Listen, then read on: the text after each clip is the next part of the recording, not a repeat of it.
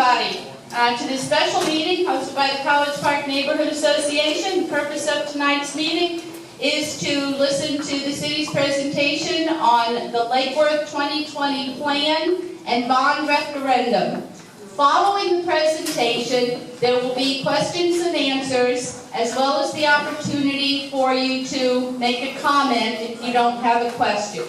We're asking, if you don't have a question and you just want to make a comment, please limit your comment to 2 minutes. I know this is a big issue. Everybody has very strong opinions on it. Everybody has tried to become as well informed as possible, but we can't have, long 20-minute speeches. Please, if you want to share your opinion or make a comment, you will be limited to 2 minutes. Has everybody seen this piece of paper? College Park logo on the top, rules on the bottom. I hate to call them rules, but we'll just call them measures of decorum.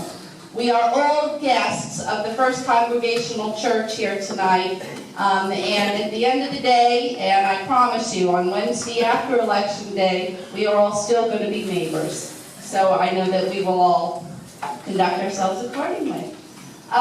Is there a veteran in the room? First veteran hand I see. Doug? Mm-hmm. Would you please stand and lead us all in the Pledge of Allegiance? I pledge allegiance to the flag of the United States of America and to the republic for which it stands, one nation, under God, indivisible, with liberty and justice for all. Thank you very much. Without further ado, please allow me to introduce our guest presenter tonight, Mr. Michael Bornstein, who comes to us from Lantana, but everybody's forgotten that by now. In the last 2 years, he's dug in deep. So he's now our hometown boy. He's our city manager, Mr. Michael Bornstein. Thank you so much, Mary. I really appreciate College Park putting this presentation together tonight. We have several special guests in the room I'd like to introduce. Before I introduce our mayor, we see our vice mayor, Scott Maxwell. I saw Commissioner Zerdy from District 4. He's in the back of the room with the Rice Krispie trees. And I think that's all the elected officials. I also have my staff. I'll introduce them a little bit later. But the mayor, Pam Triolo, has an opening comments that she'd like to make about Lake Worth 2020 to help provide some context of sort of how we got here. So I would like to introduce our mayor, Pam Triolo.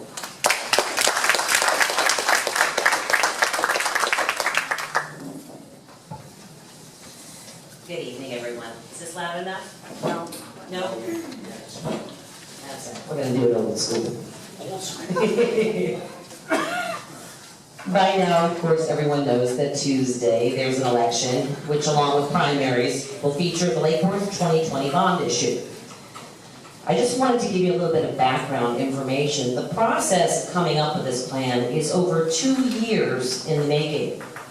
It all started at a public visioning session with staff during the budget process of 2012. It was the Commission's time to discuss their priorities for the budget. During the course of the conversation, I shared a PowerPoint presentation that I had put together after taking photographs around the city.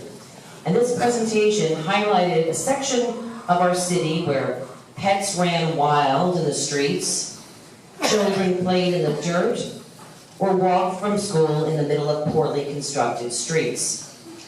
I unveiled that these third world conditions existed just blocks from our downtown, right here in our beloved Lake Worth. It was our belief that as your mayor and commission, it was our job to provide basic infrastructure and public safety measures for the entire city, a responsibility that's been sorely neglected for decades. In fact, we found $700,000 in community development block grant funds that hadn't been spent since 2006. And of course, we acted swiftly to be sure not to lose those ignored funds. 10th Avenue South is about to break ground. and also some greenway projects on additional roadways to enhance the quality of life for many of those south of downtown neighborhoods. I want to let you know, though, these projects are all underway, and they are not a part of the 2020 bond issue. You see, the infrastructure discussion prompted the Commission to explore the roadway and infrastructure conditions for the entire city, so we could start making the plans for improvements. As you know, our streets and sidewalks are failing at a rapid pace, and over the last year especially, you called on me and your fellow commissioners to step up and do something about it. We called in professionals to take core sampling of the road base. They analyzed the entire city from below the ground up, and they rated it to decipher if and inevitably when it would fail. Staff is going to have a lot more details on this in just a moment, but as you can imagine, the results were not at all what I had hoped for. Since then, we have been knocking down the doors of every politician and organization that represents us. I've met at the White House Secretary of Transportation Anthony Fox. We've met with congressmen and senators from Washington to Tallahassee. I've even met with the governor 3 times in the last year to year and a half, and hosted the lieutenant governor just a couple weeks ago, right here in our city, where I toured him around, and staff members came as well, and we toured him around so he could see firsthand exactly what we're facing. All of these officials believe, whether in Washington and Tallahassee or here or closer to home, they believe for the first time in decades, we finally have professional, shovel-ready plans that can help us get the funding to supplement our needs. We deserve the help, and we should get it, and we're going to fight as hard as we can to get that help. Every bit of assistance will reduce our financial obligation. That's why we created 3 separate bond issuances. If we don't need them, we don't borrow. In addition, as our property values rise and new investment continues, we then have the ability to lower our millage rate and the taxes to offset the bond. When staff first presented the ideas for 2020, well, let's just say it included a wish list of things the city needed and wanted, to the tune of almost $200 million. It sure would be nice to have all those things, but your commission said, hey, scale it back. Let's just include the real hardcore necessities for infrastructure and public safety. And also include, because they're part of that, lighting, fire hydrants, pedestrian, and traffic calming projects that are unique to each neighborhood. Many of those projects were promised to all the different neighborhoods for years, but they never were realized. The result of all that planning is Lake Worth 2020. City staff has done an incredible job of creating plans to not only bring us up to modern day standards, but to prepare us for the future. And the most important aspect of the plan is that it coordinates all necessary water, sewer, and street projects at the same time together to reduce the redundancy and save the city millions. Do it right, do it once. Now, Lake Worth 2020 is not the be-all and end-all plan for what's wrong with our city. It's designed to remedy infrastructure neglect. 2020 is a part of an overall strategy that your commission and staff have been creating and implementing over the last 2 years that's designed to help the city reach its full potential while removing the existing disincentives, including infrastructure. You see, by encouraging new investment, both residential and commercial, the tax base widens. Services can now be funded properly, and the general fund gets weaned off of the electric utilities. The ultimate goal of this multi-pronged approach is to create a strong foundation that will inevitably help us to lower our taxes that were raised to some of the highest levels allowable by law several years ago. Now, some of our successes and a part of all the approaches that we're taking are a recently passed law that forces us to be at rate parity with FP&L. And to date, we've already lowered the electric rates 12% and counting. Additional successes, economic incentive rates for new companies that bring in at least 10 new jobs to the city. Another, over 40 code enforcement ordinances just took effect in January to help us clean up slum and blight, and they're starting to work. We've also got demolition underway on 18 of 200 problem properties that we can finally address because of these new ordinances. Our new land development regulations are already luring new investment to town, including the revitalization of the Gulfstream Hotel and $50 million of permitted projects, with a lot more on the way. Crime task forces are working, and contract negotiations led us to a $700,000 savings with Palm Beach County Sheriff's Office. Lake Worth was the only city to negotiate a rate reduction. And despite these successes, the truth of our circumstances remain. While the rest of the county was growing and modernizing its systems and infrastructure, we weren't. When I moved to South Florida 24 years ago, downtown West Palm Beach and Delray Beach were crime-ridden, drug-infested, pothole-laden, downtrodden communities that needed investment to help them turn around. Well, our city is uniquely different, and we like it that way. We still have the same challenges. Nobody wants to pay more money. No one. Not ever. Whether you vote for or against this bond issue, I am always on our side, and this commission will continue to do everything possible to get us back in the black, financially speaking, remove the disincentives to being a part of our beautiful city, and fixing our infrastructure one pothole at a time, if that's what you decide. You asked the city to come up with a plan, and we did. It's the first time the city has ever had one. The last thing I want to leave you with is this. There are political PACs arguing both sides of this issue, and misinformation is rampant. One homeowner actually told me that they went to Zillow to get the market value of their house to figure out the payment they might be making for the bond. And I had to stop them right there and tell them, market value has nothing to do with this at all. It's based on the Palm Beach County tax appraiser's taxable value, and it can only be found on their website. I hope that's why you're here tonight, for the facts. Please fill out a card to have your questions answered, and staff will do everything possible to explain the details. And if you have more questions after tonight, or you know someone who couldn't be here, there'll be one more informational meeting tomorrow from noon to 3 at the Wembley Gym on Wingfield Street. All of these meetings are designed to help you make an informed decision based on truthful facts to decide the future for you and your loved ones. You have that control. Yes or no? Know the facts, the repercussions, and the real plans.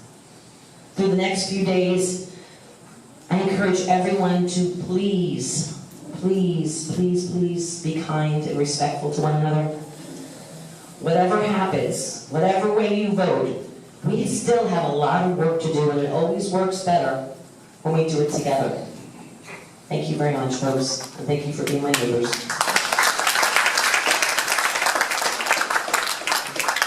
Thank you very much, Mayor, and she actually covered everything, so I really like the presentation. No such luck. First, I'd like to introduce some of my staff that are here with us tonight, and they'll be helping answer questions. Also, they're available to talk to you afterwards if you have any more detailed questions. We've also brought some computers. We can actually figure out what the taxes would look like by going online. So we're going to avail ourselves of that afterwards. Steve Carr is our returning finance director, interim emeritus.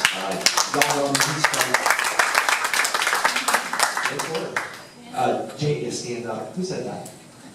Jamie Brown, our public services director. He's the guy that actually is responsible for the water. Larry Johnson is our water utilities director. On the keyboards, we have Dolores Key. That's my Paul Schaefer. Where's Glenn Persivian? Did I see him? He's our attorney, Glenn Persivian. Pam Lopez is our clerk. And Carla White, who works in Jamie's operation of public service. Actually, she runs public services. And I think that's all my staff. Oh, Doug. I see Doug back here. Doug is everything IT for us. He's the one that actually makes this stuff work. We really appreciate him being here, right? And he is our veteran. The mayor, in her comments, covered a lot of territory, and most of it is really designed at trying to figure out how to make Lake Worth healthy, how to make it functional, how to address a lot of problems that have existed for years that have probably been frustrating to you. And there's a lot of reasons that go back for many, many years. But what's key is that we're trying to remove the disincentives to those people who want to move here, to people who want to bring their lives, their investment, their businesses. Because let's be honest, there's a lot of dysfunctional properties that are vacant. You can drive up and down Dixie, you can go into any of the neighborhoods, and you're going to see dysfunctional properties. And properties are either having something good happen on them, because a family moved in, somebody's fixing something, they're building something, or they're pulling the city back. And there's a lot of reasons why that happened over the years. Everything from in the 80s, where everybody moved out west to Atlantis or wherever, to just the lack of investment, economics, who knows. But the fact is, we've got to figure out how to provide context for that investment to occur. And we're starting to see that happening. It's kind of heartening, you know, we've seen some of the cottages, the little small properties, the loan-to-value ratios just recently turned around, and we're starting to see some young families and retirees moving in. We've seen some major investment occur with the Gulfstream Hotel. Whoever thought that would have been something that would have happened in our lifetime. We go out Lake Worth Road, there's investment occurring there. There's market rental units being built, 271.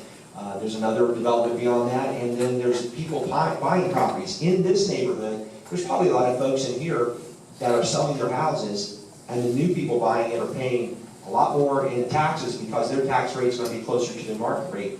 But I'll get into that. There's a lot of positive things, but we're not anywhere where we need to be. Some of the disincentives you touched on, we were looking at going at market rate with our electric utility. That is impressive. That's something that you've heard repeatedly. I'm not moving to Lake Worth because the rates are too high. We have an ordinance in place to reach rate parity in 5 years, and we're going there. Land development regulations. William Waters has probably spoken to this group before, has helped formulate, and the mayor and the commission have approved a land development regulation that guides how redevelopment occurs, what you can do on your property with some certainty. For many years, you didn't know what you could do with property in Lake Worth because you had either to go through a political process at the commission level or a staff process that really couldn't be defined easily. And that uncertainty affects markets. Stability in the organization. I'm the 5th city manager in probably 7 years. That's just not healthy. And also customer service. And I hope if any of you are having any interactions with my staff at the city, that it's a good interaction. I've heard a lot of positive things we've been trying to improve across the board, because those types of things matter. So removing disincentives, encouraging people to come and move into the city and be a part of what we're doing here is really what this is all about. So what is on the ballot? This is the language. I'm sure you can read it in the back. This is the language that you will see at the end of the ballot when you go to the polls on August 26th. And it says, approval of the Lake Worth 2020 bonds for public infrastructure projects within the city. Shall the city of Lake Worth be authorized to issue bonds to acquire and improve to improve roadway, sidewalk, streetlight, streetscape, drainage, water, and sewer facilities located within the city in one or more series not exceeding a total principal amount of $63.5 million, payable from an annual ad valorem tax maturing not later than 30 years from the date of each issuance and bearing interest at a rate not exceeding the maximum legal rate. That's the question.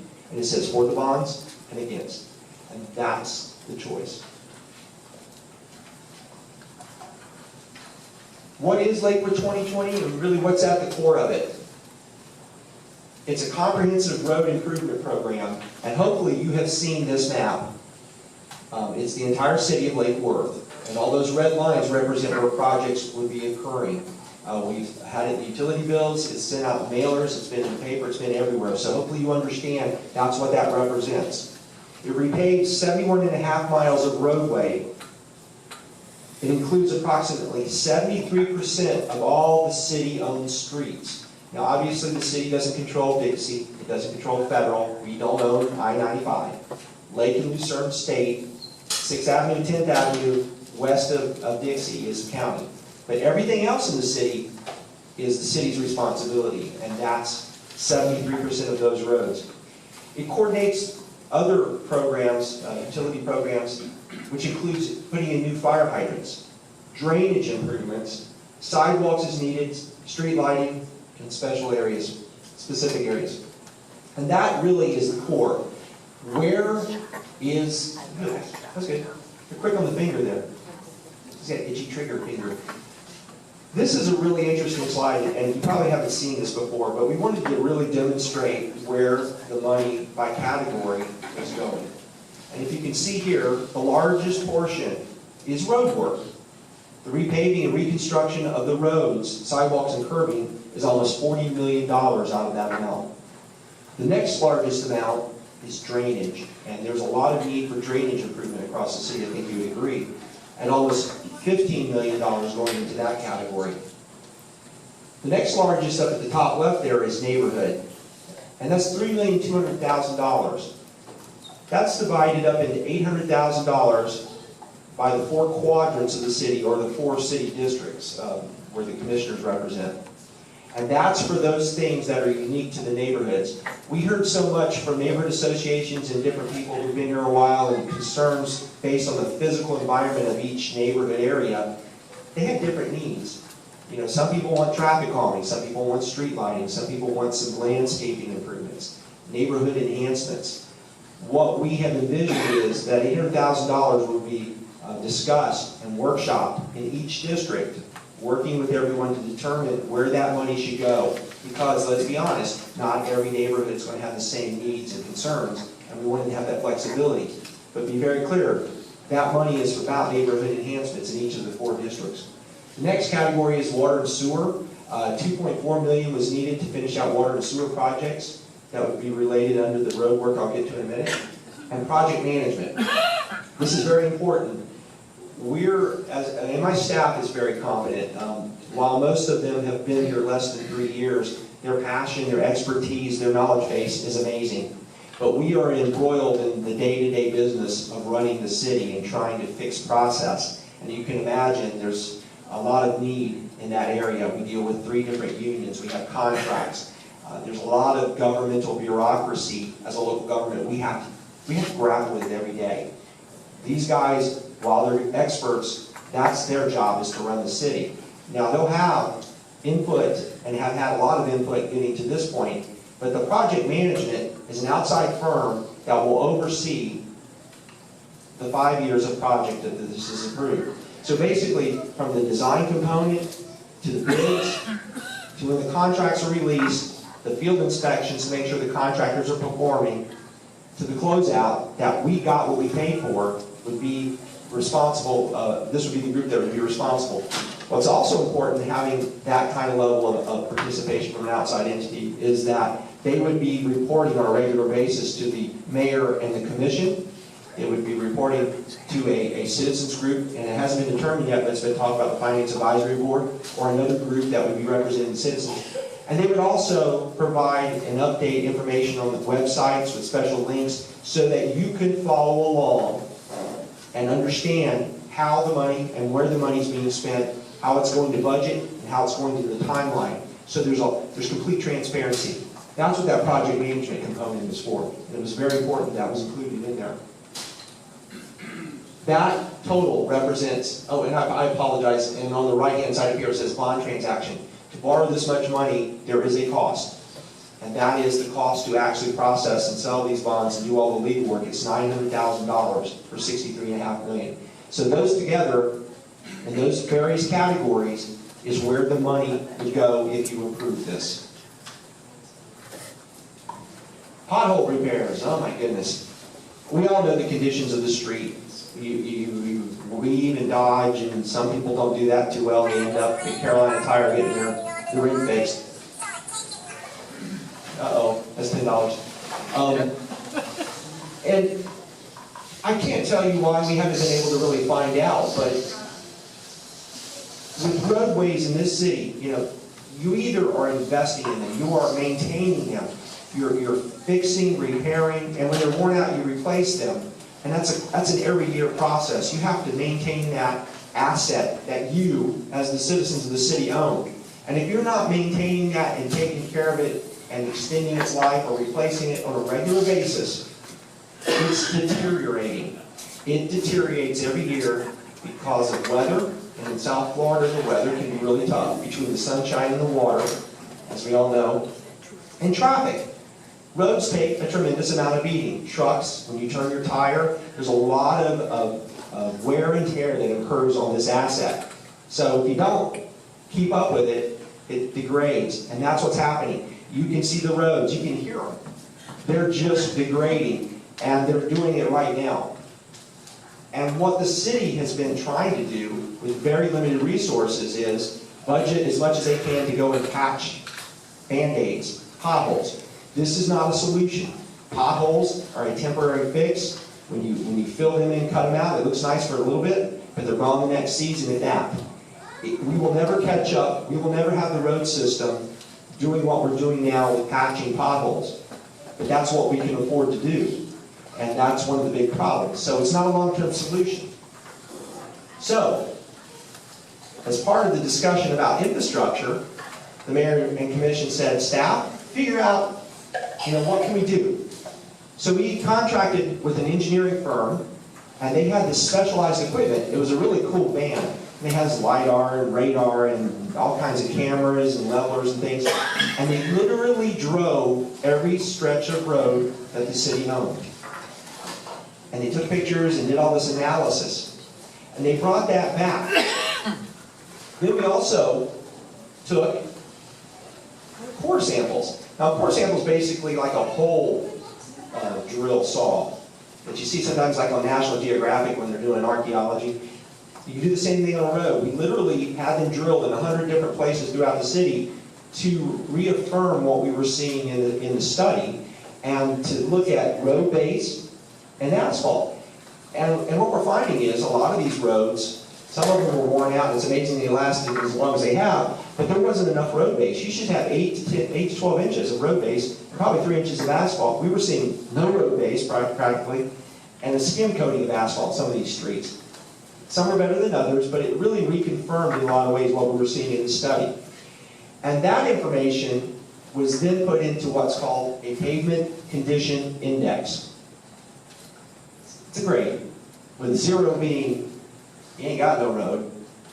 100 means it's a brand new street, basically. So all our roads fell in there. And you can see here how they were grouped, basically they say if you're up above 91 in your rating, that's a fairly good street. You really don't need to be tearing it up or repaving it right now. And as you come on down, you can get into this area of 55 and below. You got to tear that road up because it's shot. Okay? And I hope you can read the fourth line down there. The reason I just showed these 6 slides is these are all the roads in the city. And they were all graded and ranked, and that's the listing based on engineering study and empirical data, the ranking of all those streets. Now, we know the condition of the roads. We know the roads that need to be taken care of. We know basically the order that needs to happen from worst to the better roads. There were other programs that the city had already paid for and done. And here's an example. In 2005, we had a utilities water distribution system modeling report. That's a mouthful. Basically, they looked at the water system and determined that